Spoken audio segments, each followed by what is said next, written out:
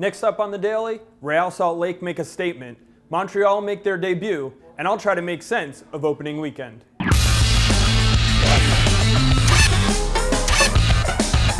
Welcome to the Daily for Monday, March 12th. I'm your host, Jason Seguini. What a weekend it was to open up MLS's 17th season. We had late drama, we had big wins, revenge from last year's playoffs all around, and it doesn't even have to end there. A game tonight at 9:30 p.m. Eastern Time will be nationally televised on ESPN2, the Portland Timbers hosting the Philadelphia Union. So don't miss that one. Again, 9:30 p.m. Eastern Time on ESPN2. Let's get to the action from the weekend where RSL made a big statement knocking off the LA Galaxy at the Home Depot Center. The LA Galaxy took a 1-0 lead on an Edson Buttle goal, but Real Salt Lake mounted a comeback, and it started with Sebastian Velasquez, the rookie, creating an own goal by Sean Franklin. Javier Morales then came into the game, scored the game winner. That's a good sign for Real Salt Lake fans, getting him back on the field, and of course, getting a victory on the road against a Western Conference rival in Game 1. In another matchup of heavyweights down in Dallas, the New York Red Bulls came to town.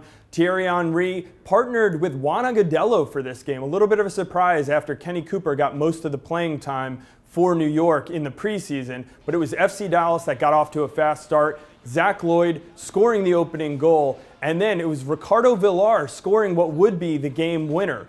Villar on the field because David Ferreira couldn't go, finally scores. Remember last season, Schellas Hyman said he wanted to see more out of Villar. He got it in this game. The Red Bulls mounted a late comeback when Kenny Cooper came on, scored a goal from Thierry Henry, but it wasn't enough in the end. They couldn't break down the Dallas defense, which had George John coming off the bench to help solidify the defense and get the win.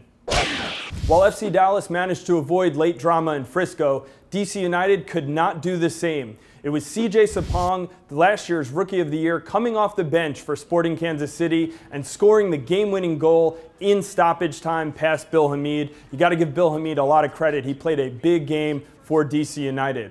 Out in LA, a very similar story. Dan Kennedy put on a Player of the Week performance as far as I'm concerned, keeping Chivas USA in a deadlocked 0-0 game against the Houston Dynamo.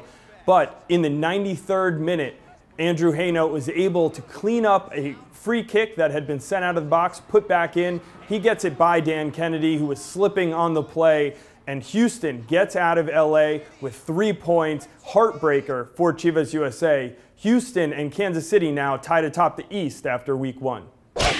A couple final notes from the weekend. The Montreal Impact made their MLS debut out in Vancouver. Unfortunately, the offensive juggernaut that is Vancouver did not show any mercy to them. 2-0 victory, Sebastian Letou and Camilo getting the goals for Vancouver, who keep pace with the strong Western Conference, getting 3 points in their first game.